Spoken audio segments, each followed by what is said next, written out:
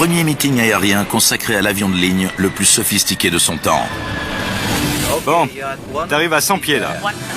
Le monde entier découvre l'Airbus A320. Mesdames et messieurs, votre attention s'il vous plaît. L'Airbus A320 arrive. Mais le spectacle vire au cauchemar. C'est pas vrai.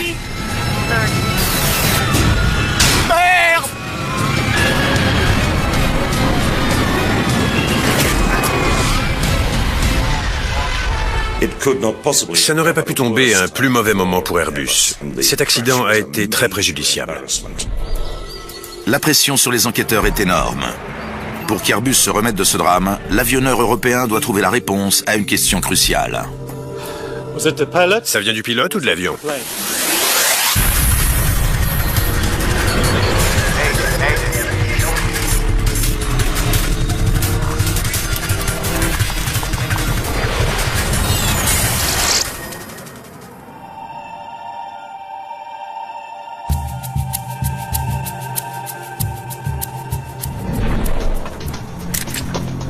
14h30, 26 juin 1988.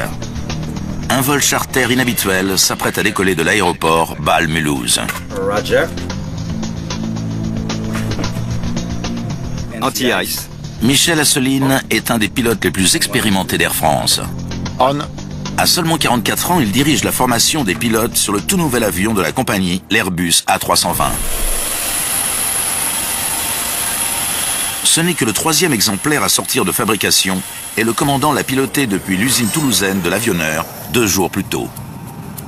J'étais chargé du lancement de l'A320 pour Air France.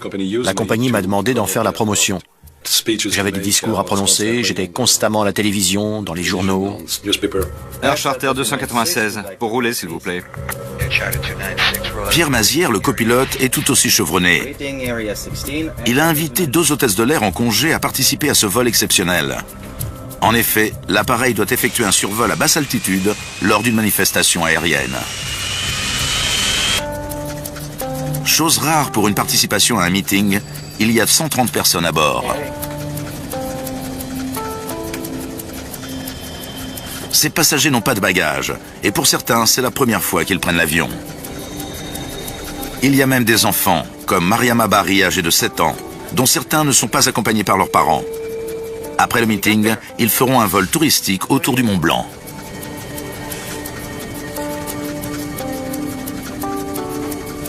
La plupart des passagers se sont vus offrir leur billet par une banque ou un journal. Le journaliste Jean-Marie Schreiber est chargé de couvrir le lancement du nouvel avion. Étant journaliste, je me suis réjoui de faire ce vol et de voir un petit peu comment les gens allaient réagir, comment ça allait se passer à l'intérieur de l'avion. Un autre journaliste, Jean-Claude Butch, filme l'événement. En montant dans cet avion, j'ai dit « Chic, c'est formidable, on va vivre un moment inoubliable ». Ça a été vraiment, oui, un moment inoubliable. L'A320 est le premier avion civil à être doté de commandes de vol électriques numériques. Cette technologie de pointe, où les commandes sont assistées par ordinateur, équipait jusqu'alors exclusivement les avions militaires. Avec ces commandes, le pilote dirige en fait un calculateur. Et c'est lui qui dirige l'avion. Les commandes de vol électrique modifient la relation entre pilote et avion, car elles permettent au calculateur de passer outre une intervention humaine si celle-ci est jugée dangereuse. L'ordinateur de l'A320 ne laissera donc pas son équipage faire une manœuvre qu'il estime trop risquée.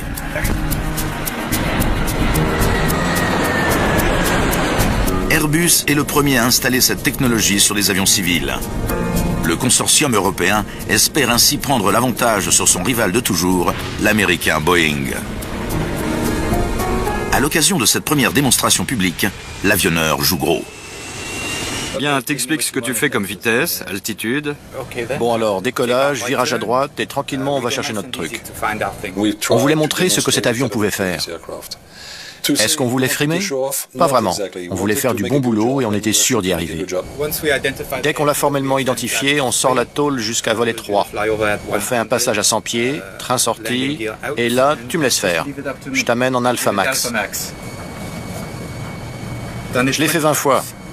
D'accord. Michel Asselin a prévu une manœuvre à couper le souffle. Un survol à basse altitude à incidence élevée à alpha max, c'est-à-dire dans des conditions à la limite de décrochage de l'appareil. Mesdames et messieurs, bonjour et bienvenue à bord de cet Airbus A320 qui a seulement 2 jours depuis sa mise en service. Nous allons bientôt décoller pour un petit vol touristique qui commencera par l'aéroclub d'Apsheim. Ensuite, nous irons faire le tour du Mont Blanc. Je vous souhaite ce vol très agréable. Voilà. ACF 296Q autorisé au décollage, piste 16. Ça roule. Décollage, top. Les paramètres normaux. 100. 100. Il demande déjà climb. T'as vu? Oui, ça arrive, ça. Je connais le bug. V1. VR.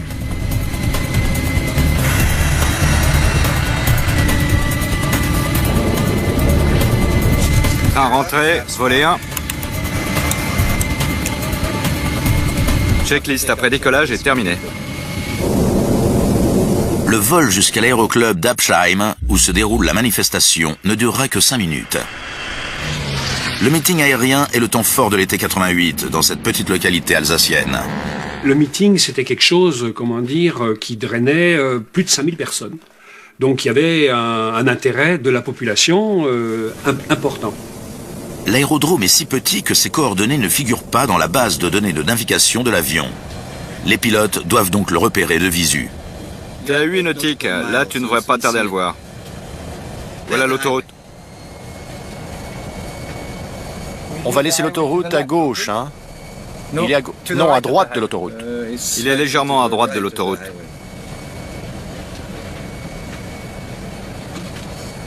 Voilà le terrain. Tu l'as, hein? L'équipage ne repère l'aérodrome que tardivement et va donc devoir descendre rapidement à l'altitude prévue pour le survol. La foule s'est massée près de la piste. Air Charter 296, bonjour. 296Q, bonjour. On arrive en vue du terrain de l'aéroclub pour un passage. Oui, visuel autorisé, le ciel est clair. Train sorti. Bien, on fait le passage basse altitude et basse vitesse. 296Q, bien reçu. Volet 2. Le QNH est à Apsheim, 1012, Fox Echo 984. D'accord. 984. Tu mets 984. Volet 3. Volet 3. C'est bien ça le terrain, tu confirmes? Affirme. Le vol 296 tourne légèrement pour s'aligner dans l'axe de la piste. L'équipage doit désormais réduire son altitude et sa vitesse pour le survol. Tu le sens. Tu le sens. Mesdames et messieurs, votre attention s'il vous plaît. L'Airbus A320 arrive. Bien, t'arrives à 100 pieds là. Fais. L'A320 est à l'altitude prévue. Pour Michel Asselin, c'est le moment le plus délicat de la manœuvre. Il doit conserver sa stabilité à l'avion en lui faisant lever le nez, mais pas trop. J'ai regardé le sol et j'ai dit, oh là là, il n'est pas haut, parce qu'on voyait les stries dans l'herbe à travers le hublot. Bon, je vais bien là. Débraye l'automanette. Michel Asselin fait débrancher un des systèmes de sécurité de l'A320 pour empêcher l'ordinateur de faire accélérer l'avion. C'est à ce moment-là qu'il repère un danger qui menace tous ceux qui sont à bord.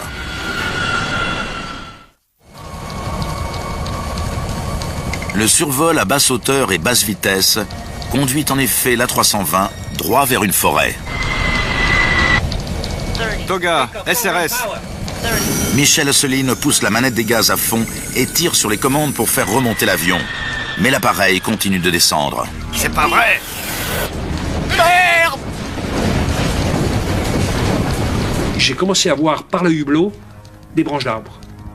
Alors là, c'était l'étonnement d'abord. Vous imaginez être sur la piste avec un gros véhicule, une piste défoncée, et vous roulez à 80 ou 100 km/h dessus, vous êtes secoué de tous les côtés. C'était ça. Et moi, je me disais, il faut que l'avion reste entier. Parce que si l'avion reste entier, on va pouvoir s'en sortir. S'il casse, c'est fichu.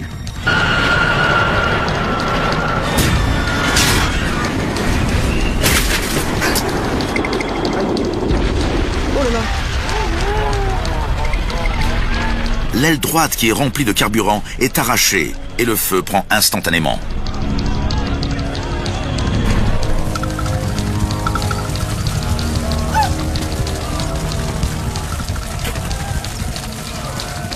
On s'est arrêté très vite, et au sol, j'ai cassé mon siège tellement j'étais cramponné.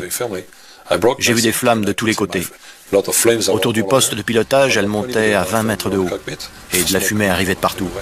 Le copilote est grièvement blessé. Il saignait beaucoup. Malgré son harnais, il avait percuté ce qu'il y avait devant lui. Mais bon sang, qu'est-ce que t'as fait? Je sais pas. Je comprends pas. Il y a encore eu un grand silence au moment où l'avion s'est immobilisé. Par miracle, le fuselage a tenu bon et tous les occupants ont survécu à l'impact. Mais ils ne sont pas encore tirés d'affaire pour autant. Alors là, je me penche du côté droit et je vois mais des flammes rouges, les hublots étaient rouges. Et je me dis, on a tenu, mais on va mourir brûlé. Et ensuite, on a entendu quelqu'un qui disait « Sortez, sortez, il y a le feu ». Évacuez l'avion, vite, je m'occupe de lui. Seules 2 portes sont utilisables, les autres étant la proie des flammes. Mais de grosses branches bloquent le passage, ce qui retarde la sortie des passagers. Dans la panique, certains d'entre eux se battent avec leur ceinture. Marie-Françoise Freuch, une des dernières personnes à se lever, repère Mariama Bari qui est coincée dans son siège. Mariama Bari, elle avait 7 ans, 8 ans, et après l'accident qu'elle était, les gens, en se précipitant vers la sortie, se sont appuyés sur les dossiers des sièges, les dossiers se sont rabattus sur elle, et puis coincée par sa ceinture, on l'a pas vue, on l'a oubliée. Je vais t'aider, je vais t'aider. Mais il est trop tard. Toutes 2 sont asphyxiées par la fumée. Dans le poste de pilotage, le commandant de bord s'efforce de dégager son copilote. Je l'ai sorti de son siège, je l'ai porté je ne sais pas trop comment, et je l'ai mis sur le toboggan. Une fois le dernier passager sorti de l'avion, les membres de mon équipage m'ont dit « Commandant, tout le monde est sorti ».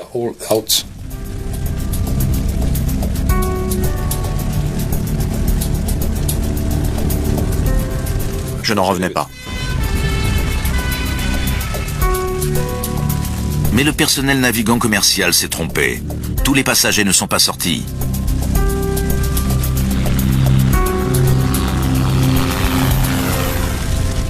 Marie-Françoise Freuch, Mariama Bari et Hervé Lierman ont trouvé la mort.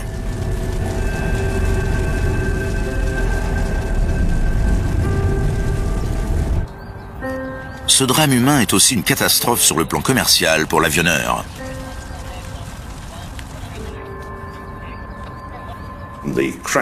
Ça n'aurait pas pu tomber à un plus mauvais moment pour Airbus.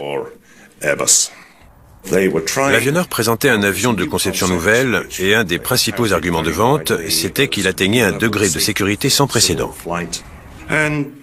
Et voilà qu'un pilote s'écrasait aux commandes d'un de ces appareils. Pour tous les témoins de l'accident, et les images du crash ont été diffusées par les télévisions du monde entier le soir même, ça a été une véritable surprise. Cet accident a été très préjudiciable.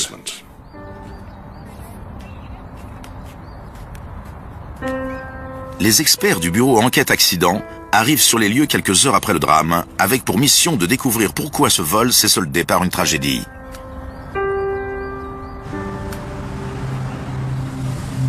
Ils récupèrent les 2 enregistreurs.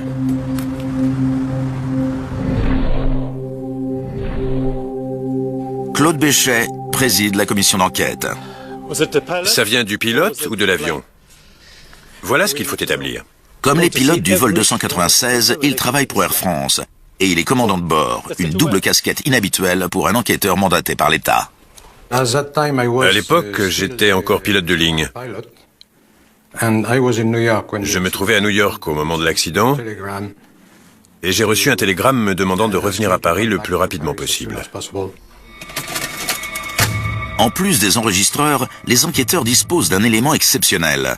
Une vidéo de l'accident de très bonne qualité, filmée par un caméraman. C'était la première fois qu'on disposait d'une vidéo de ce genre.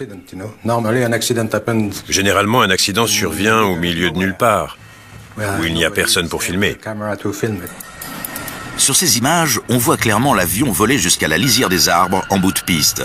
Il ne semble pas reprendre d'altitude.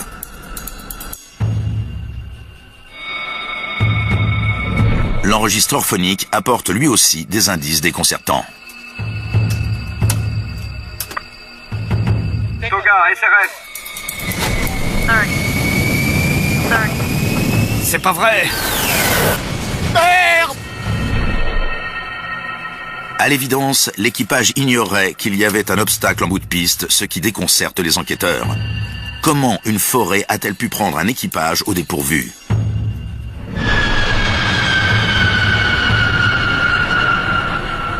Claude Béchet interroge le commandant de bord pour découvrir comment il comptait effectuer le survol d'Absheim. Je voulais faire un passage à basse vitesse. Étant lui-même qualifié sur A320, Claude Béchet connaît bien les aptitudes de l'avion. Et passer à Alpha Max. Très bien. Et il ne trouve rien à redire à ce que son collègue avait prévu. Le passage à basse vitesse avait été bien conçu. Le commandant de bord m'a donné l'impression d'être très ouvert et désireux de collaborer avec la commission d'enquête. En s'intéressant à la façon dont Air France a préparé son équipage en vue du meeting aérien, les enquêteurs découvrent une note interne établissant les règles à suivre pour un vol lors de ce genre de manifestation. Et ce qui attire leur attention, c'est l'altitude minimale choisie, 100 pieds, soit 30 mètres. C'est en contradiction avec les règles de l'air alors en vigueur en France. Ils auraient dû être à 500 pieds, c'est-à-dire 150 mètres. Mais à l'époque, les pilotes qui participaient à des meetings comme celui-ci avaient tendance à descendre un peu plus bas, voire beaucoup plus bas. Désormais, toute la question est de savoir si d'autres erreurs ont été commises lors de la préparation. Claude Béchet apprend rapidement que la division de vol d'Air France n'a commencé à concevoir le plan de vol que moins de 48 heures avant le meeting. Un employé de la compagnie a préparé les plans de l'aérodrome pour l'équipage. Les enquêteurs découvrent alors un premier problème de taille. La forêt qui borde l'aérodrome d'Absheim ne figure pas sur les photocopies.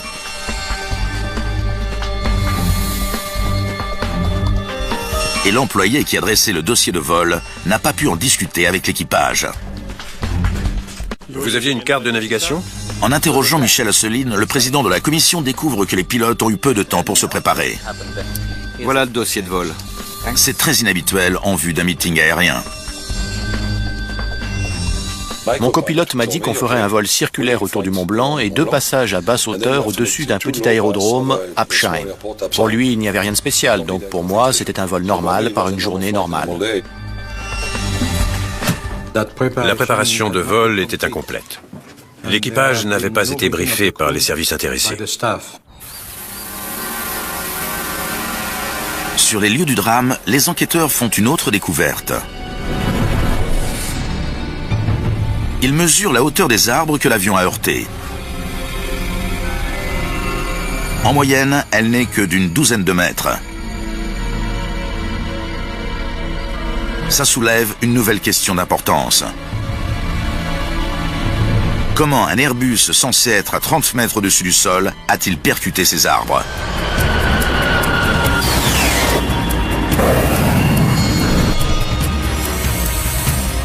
Il est clair que le vol 296 s'est écarté de son plan de vol initial et qu'il a perdu de l'altitude avant de plonger dans une zone boisée. Mais seules les boîtes noires permettront de comprendre comment et pourquoi la chose a pu se produire. Les renseignements contenus dans l'enregistreur de paramètres sont récupérés quelques heures après l'accident. Cet appareil enregistre 200 paramètres concernant l'A320. Il brosse un portrait détaillé du fonctionnement de l'Airbus lors des dernières minutes de vol. C'est pas vrai! On a pu reconstituer l'accident et vivre aux côtés de l'équipage tout son déroulement.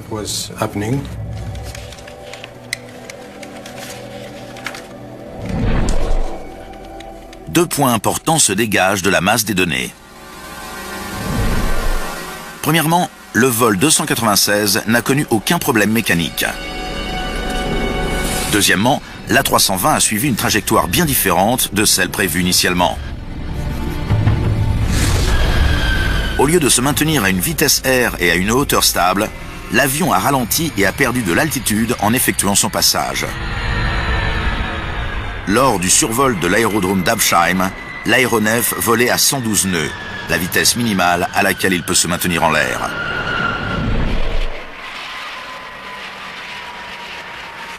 La décélération est tellement nette qu'elle est visible sur les images vidéo. Pourtant, Michel Asselineau est un des meilleurs pilotes d'Air France. Claude Béchet comprend donc difficilement comment son collègue a pu mal négocier un vol aussi médiatique. Lors de l'entretien, le commandant explique comment ses ennuis ont commencé. Vous aviez une carte de navigation? Oui. On a eu du mal à localiser l'aérodrome. On va laisser l'autoroute à gauche, hein? Il est à non, à droite de l'autoroute. Il est légèrement à droite de l'autoroute. Voilà le terrain. Tu es là, hein? Ils ont repéré l'aérodrome trop tardivement. Quand ils l'ont vu, ils ont réduit les gaz et ils sont descendus. La descente se fait précipitamment pour que l'avion soit en position pour le survol. Et ils ralentissaient toujours quand ils ont atteint l'aérodrome. C'est bien ça le terrain, tu confirmes? Affirme. Mais un autre problème se présente. Les spectateurs ne sont pas le long de la piste vers laquelle l'avion se dirige. C'est une autre des carences de la préparation en vue du meeting. Air France n'a fourni à l'équipage que des renseignements concernant la piste 2, la seule piste en dur d'Absheim. Or, le commandant de bord constate que le public s'est installé le long d'une piste bien plus courte, située dans un champ d'herbe adjacent. Je m'attendais à une piste normale, mais c'est là que j'ai vu qu'elle était en herbe. C'est sur elle qu'il s'aligne. J'ignorais totalement qu'il y avait une forêt au bout. Pour moi, ça n'était que des buissons. Bon, t'arrives à 100 pieds, là. Fais. Comme les pilotes doivent précipiter la descente, au moment où l'Airbus approche de la piste, ils volent trop vite. Pour décélérer, le commandant positionne la manette des gaz afin que la poussée soit la plus réduite possible, c'est-à-dire bien inférieure à celle utilisée pour un vol à alpha max. Autre problème, l'avion est en dessous de 100 pieds et il continue de perdre de l'altitude, mais apparemment l'équipage ne s'en aperçoit pas. Bon, je vais bien là, débraye l'automanette. En quelques secondes, l'altitude tombe à seulement 30 pieds, soit moins de 10 mètres. Ce qui était très clair, c'est que cet avion volait environ à 30 pieds au-dessus du sol. Indépendamment de toutes les autres, cette donnée était extrêmement importante. Toga, SRS. Aucun avion de cette taille ou d'une autre ne doit voler aussi bas. C'est clair. Vous étiez à 30 pieds, pas à 100. Je croyais être à 100 pieds. Claude Béchet ne sait toujours pas pourquoi l'A320 s'est retrouvé aussi bas. Le commandant de bord, lui, affirme que ce sont ses instruments qui l'ont trahi. Volet 2. Le QNH est à Absheim, 1012, Fox Echo 984. D'accord, 984. Le commandant s'appuyait sur son altimètre barométrique qui utilise la pression de l'air pour mesurer la distance de l'avion par rapport au sol. Mais pour être précis, cet appareil doit être réglé en fonction de la pression atmosphérique locale. Le QNH est à Absheim, 1012, Fox Echo 984. D'accord, 984. Tu mets 984. L'enregistreur phonique prouve que la tour a fourni la pression et que l'équipage a réglé ses appareils en conséquence. Pourtant, le commandant soutient que l'altimètre lui donnait une lecture erronée. Je vous assure que l'altimètre indiquait que l'avion était à 100 pieds. Michel Asselin a affirmé que l'altimètre barométrique, pour être précis, était 67 pieds en dessous. Il explique que c'est ce qui l'a amené à voler à 30 pieds, plutôt qu'à 100. Mais les enquêteurs sont sceptiques. Michel Asselin avait d'autres instruments lui indiquant son altitude. L'A320 est en effet doté d'un deuxième altimètre qui envoie des ondes radio pour calculer l'écart entre le sol et l'avion. Les données de cet appareil s'affichent sur un écran numérique, mais le commandant explique qu'il avait du mal à les lire. On ne pouvait pas utiliser la radiosonde parce qu'elle était numérique et personne ne peut piloter en lisant des chiffres. J'ai essayé plus tard en simulateur et je n'y suis jamais arrivé. Cependant, cette radiosonde alerte aussi les pilotes par une annonce vocale. Débraye l'automanette. Or, Michel Asselin affirme que son copilote et lui ne l'ont pas entendu. Certains ont dit que j'aurais pu entendre la radiosonde annoncer 50, 40, 30, mais non, parce qu'à ce moment-là, l'avion faisait beaucoup de bruit et comportait nos casques. À l'époque, on a démontré que ni l'alarme ni les appels de la radiosonde ne passaient dans le casque. Les enquêteurs restent cependant persuadés que l'équipage du vol 296 a mal négocié une manœuvre risquée. Claude Béchet a donc d'autres questions pour le commandant de bord. Qu'avez-vous fait en voyant les arbres? Ce que n'importe quel pilote aurait fait, j'ai essayé de passer par-dessus. Les enquêteurs découvrent que quelques instants avant l'accident, Toga SRS. le commandant a poussé la manette des gaz à fond. J'ai attendu que les moteurs accélèrent, parce que je savais qu'il y avait des arbres devant. Mais j'ai attendu. Il affirme que les moteurs n'ont pas répondu. Ou plutôt, qu'ils ne l'ont fait que trop tard. Je vous dis que les moteurs n'ont pas répondu quand j'ai mis plein gaz. Les propos du commandant de bord sont de mauvais augure. Si les turboréacteurs de l'A320 ont tardé à réagir, il se pourrait qu'ils souffrent d'un problème grave.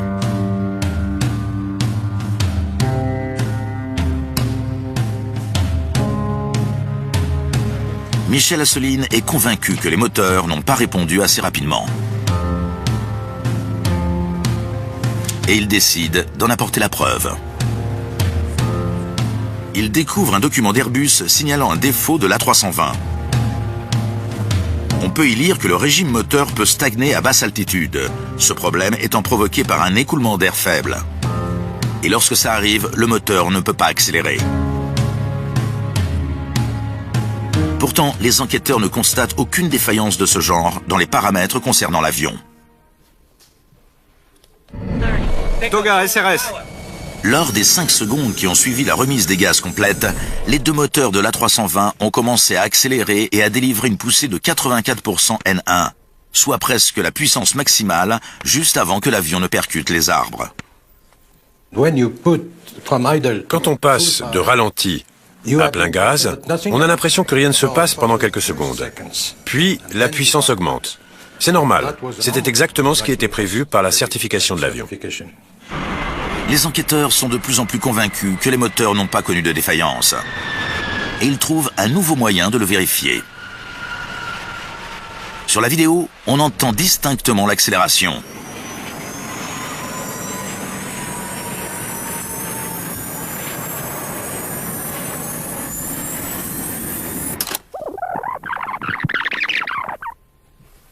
En étudiant ce bruit, les spécialistes peuvent déterminer quelle poussée les moteurs développaient lors des secondes qui ont précédé l'impact. Nous avons comparé les tours minutes des moteurs de la vidéo et ceux mémorisés par l'enregistreur de paramètres. Conclusion, les deux moteurs fonctionnaient normalement. Le président de la commission n'a pas fini de s'arracher les cheveux. Persuadé d'être victime d'une cabale, le commandant de bord renonce à collaborer à l'enquête. J'ai essayé de travailler avec la commission d'enquête, mais j'ai commencé à avoir des soupçons. Chaque semaine, dans la presse, on lisait que l'avion n'avait rien et qu'il s'agissait d'une erreur de pilotage. Tout ce battage ne servait qu'à étouffer l'affaire, d'après moi. Michel Asselin décide alors de contre-attaquer. Il fait une déclaration à la télévision britannique. Quand j'ai tiré sur le manche pour redresser, les commandes ont abaissé les gouvernes. À bord de n'importe quel avion, si on demande de redresser, les commandes des gouvernes obéissent aux ordres du pilote. À bord de celui-ci, elles ont fait le contraire. Pourquoi? C'est une bonne question. Ces accusations mettent en cause ce qui fait la spécificité même de l'A320. Les commandes de vol électrique donnent-elles trop d'autonomie au calculateur? Les déclarations de Michel Asselineau sont corroborées par des données de l'enregistreur de paramètres. Cette boîte noire a enregistré tous les mouvements du mini-manche latéral. Le tracé indique que quelques secondes avant le crash, le commandant l'a tiré vers lui pour redresser le nez de l'avion.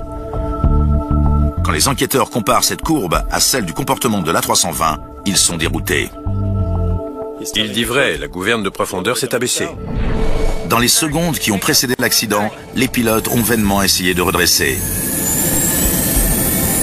Le mini-manche latéral actionne les gouvernes de profondeur. Tirer dessus permet de les relever, ce qui augmente l'assiette de l'avion. Mais ce n'est pas ce qui s'est passé.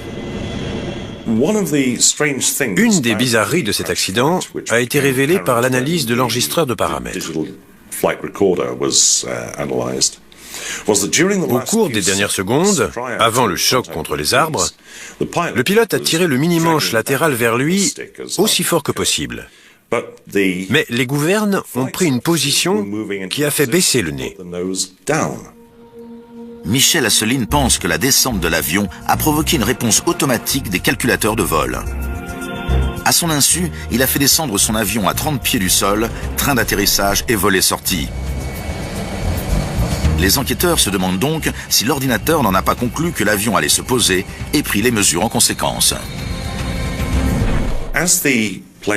Lorsque l'avion s'est mis en palier au-dessus de l'aérodrome, il a survolé un taillis qui a momentanément fait passer la hauteur donnée par le radar en dessous de 30 pieds.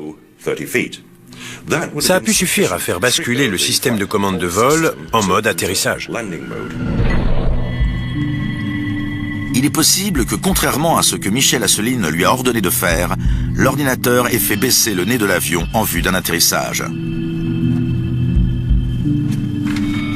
Les enquêteurs doivent donc déterminer si, à cet instant critique, l'A320 a décidé à la place du pilote. Ils analysent les données de l'enregistreur de paramètres. Arrêtez ici.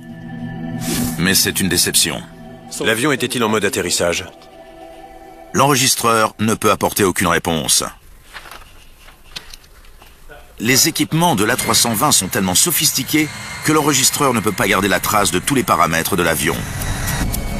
Claude Belchet envisage donc une autre option. Il décide de faire une simulation du vol au-dessus de l'aérodrome d'Apsheim pour évaluer le comportement de l'A320. Ok. Commençons la descente. Passez sur ralenti. Allez chercher l'incidence alpha max. Bien.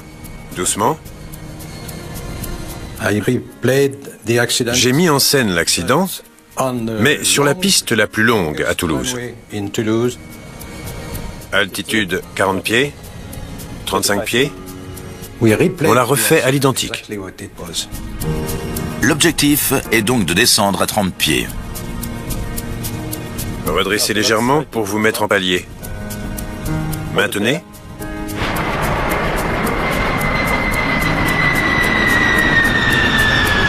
Le calculateur va-t-il faire passer l'avion en mode atterrissage? Bien, plein gaz.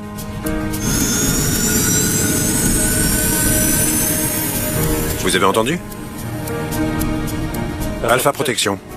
Ce vol d'essai provoque un abaissement du nez décidé par l'ordinateur, exactement comme pour le vol 296.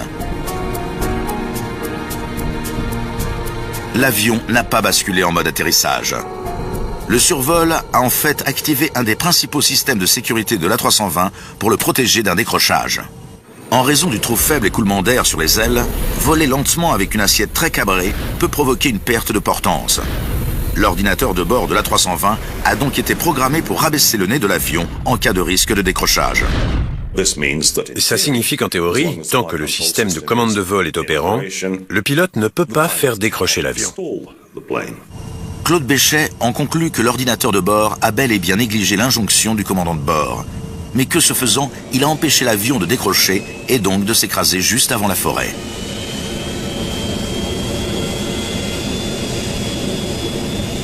Cet avion n'a pas décroché. Et on peut dire qu'il s'est posé sur les arbres. L'enquête touche à sa fin. Claude Béchet s'apprête à rendre son verdict. Les conclusions de mon rapport ont été les suivantes. L'avion volait trop bas, trop lentement, et il manquait de puissance.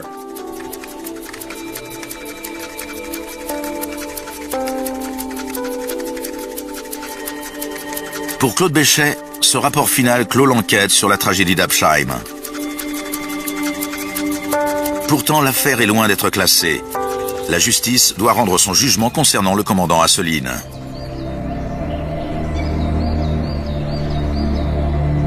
Accusé d'homicide involontaire pour la mort de 3 de ses passagers, il est passible d'une lourde peine, mais pense avoir trouvé des preuves susceptibles de le blanchir.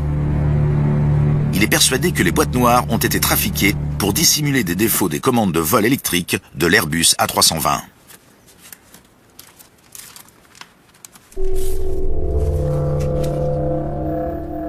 On a étouffé l'affaire à l'aide d'enregistreurs bidons. C'est le premier point. Le second, c'est que leur contenu a été modifié. D'après lui, tout a commencé sur les lieux mêmes de l'accident.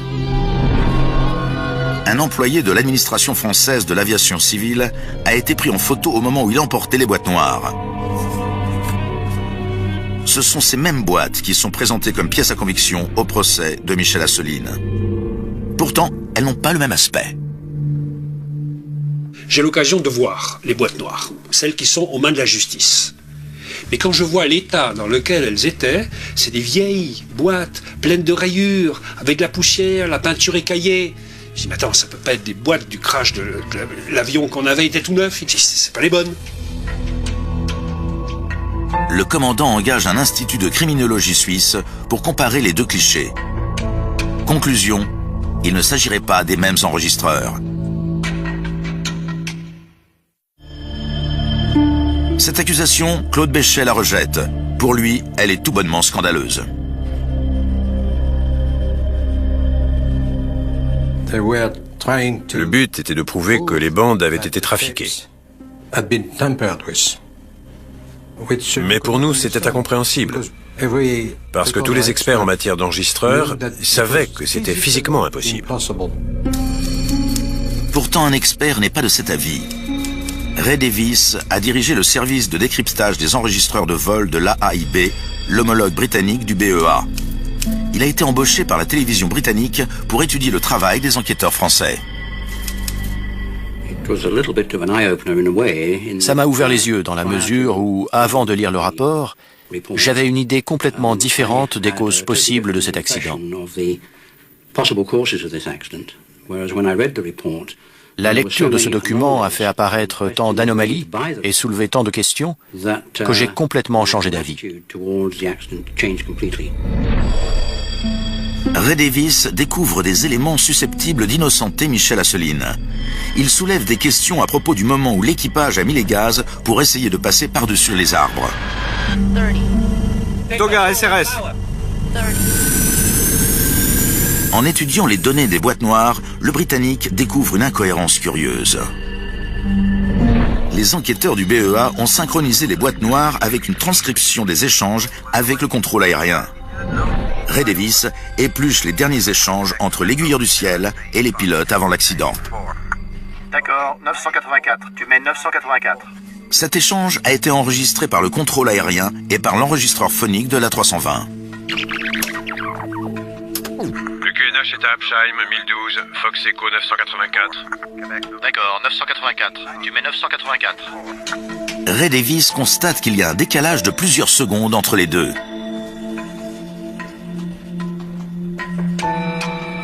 D'après la boîte noire, l'avion était à 5 secondes de l'impact contre les arbres lorsque Michel Assouline a remis les pleins gaz. Mais Mais selon Ray Davis, cette action se serait en fait déroulée 4 secondes plus tôt et cet écart de temps change tout. C'est la différence entre le délai normal de réaction d'un moteur et un gros problème mécanique.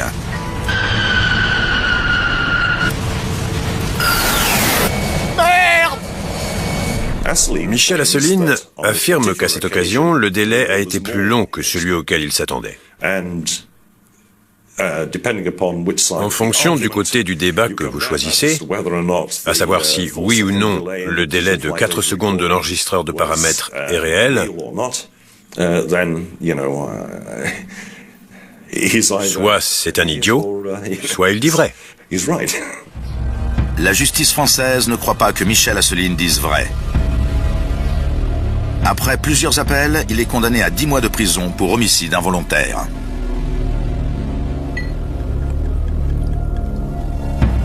Pourtant, bien des questions restent en suspens au sujet des boîtes noires et des 4 secondes de décalage. Et elles risquent d'assombrir à jamais les conclusions de la commission d'enquête présidée par Claude Béchet. L'opinion publique a dû se dire « Les enjeux étaient tellement importants. Il s'agissait de l'avenir de toute l'aviation européenne. Donc, quelqu'un a réussi à trafiquer les bandes pour faire porter le chapeau au pilote plutôt qu'à l'avion. Mais c'est tout simplement impossible. » Le rapport final se termine par plusieurs recommandations. L'une d'elles suggère que les vols lors des manifestations aériennes n'embarquent plus de passagers. Une autre demande une reconnaissance effective des lieux de la part des équipages.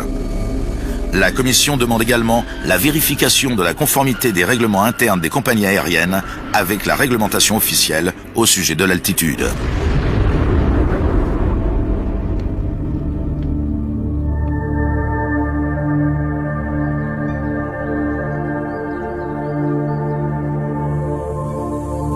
Michel Asselin a poursuivi une carrière d'enseignant et d'inventeur dans le domaine aéronautique. Il a fait appel de sa condamnation et consacré l'essentiel de sa vie à se disculper. La tragédie d'Absheim n'a finalement eu que peu de conséquences pour Airbus Industries. L'A320 est devenu un des plus beaux succès de l'histoire de l'aviation civile. Il s'en est vendu plus de 750 exemplaires au cours des 10 premières années d'exploitation. Quant à la technologie des commandes de vol électriques, elle a été adoptée en toute sérénité par la nouvelle génération d'avions de ligne.